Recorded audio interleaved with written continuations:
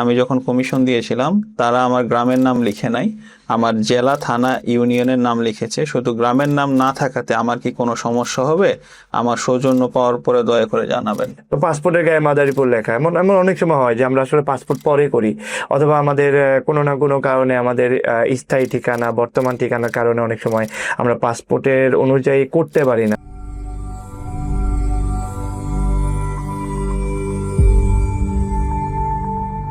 আসসালামু আলাইকুম ভাইয়া, কেমন আছেন ভাইয়া? ওয়ালাইকুম আসসালাম, ভালো আছি। আপনি কি অবস্থা? আলহামদুলিল্লাহ ভাই, আমি ভালো আছি।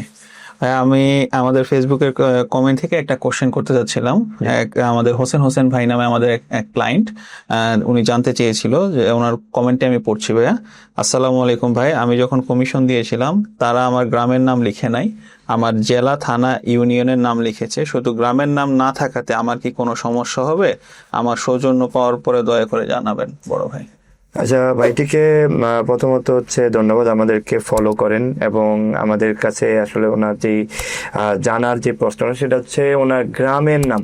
আচ্ছা, এই জিনিসটা একটু বোঝা দরকার। আমরা যে বা যারা যখনই আমাদের ডকুমেন্ট সাবমিট করি বা ডকুমেন্টের জন্য আমরা কমিশন দেই, তো অনেক সময় দেখা যায় আমরা আমাদের জন্ম জেলা যেখানে, সেই নামটা আসলে আমাদের পেরমিটসতে উল্লেখ থাকে। যেমন কেউ যদি ধরেন, আমি বাংলাদেশের কয়েকটা এলাকা, কমন পরিচিত কয়েকটা এলাকার নাম বলি, যদি মাদারীপুর হতে পারে, শরীয়তপুর, ফরিদপুর, নারায়ণগঞ্জ, ঢাকা, এভাবে যে যে জেলা থেকে বিলং করে সেই নামগুলো সাধারণত আসে। এখানে গ্রামের নাম কখনোই আসে না।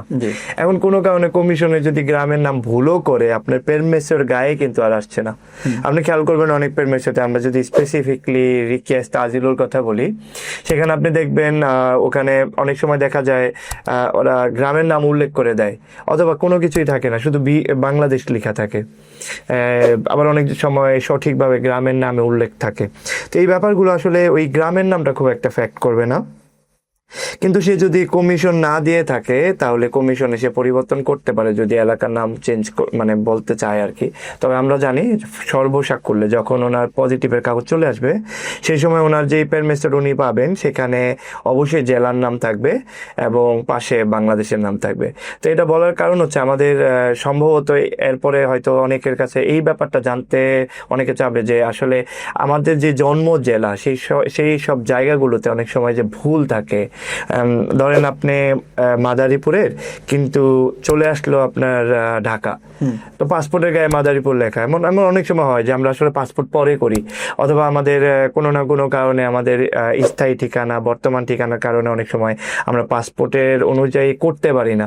তো এই ব্যাপারগুলোতে যদি কোনো কারণে জেলার নাম ভুলও আসে পেরমিটসের গায়ে, এটা পরবর্তীতে ডকুমেন্টগুলো যখন আমরা পরিবর্তন করব, অথবা আমরা যখন কিটের মাধ্যমে আজন্নামেন্ট করব, তখন সেখানে পরিবর্তনের একটা সুযোগ সবসময় থেকে যাবে। তার মানে হচ্ছে এখানে যাদের এরকম প্রবলেম ফেস করতেছে, দেখা গেছে কোনো নামের ভুল আসতেছে, তাদের টেনশন করার কারণে অবশ্যই সেটা সমাধানও আছে। হ্যাঁ হ্যাঁ, অবশ্যই। কারণ হচ্ছে আপনি খেয়াল করবেন, যখন আমাদেরকে পেরমিটসটা দেওয়া হয়, তখন আমি যদি পাসপোর্ট সাবমিট করি, আমাদের যদি পাসপোর্ট থাকে, আমার নামের ভুলের কারণে যদি কোনো কারণে এমন হয় যে আমার নামের ভুল, অথবা আমার জেলার ভুল, অথবা আমাদের জন্ম তারিখের কোনো একটা ব্যাপার আছে, আমি যদি আমাদের কনসুল অথবা এম্বাসি থেকে সার্টিফিকেট তুলে এনে প্রেফেক্টরেতে লেগালাইজেশনের মাধ্যমে যদি আমরা ডকুমেন্টটা সাবমিট করি, তখন অটোমেটিক্যালি ওখান থেকে ঠিক হয়ে আসবে আর কি।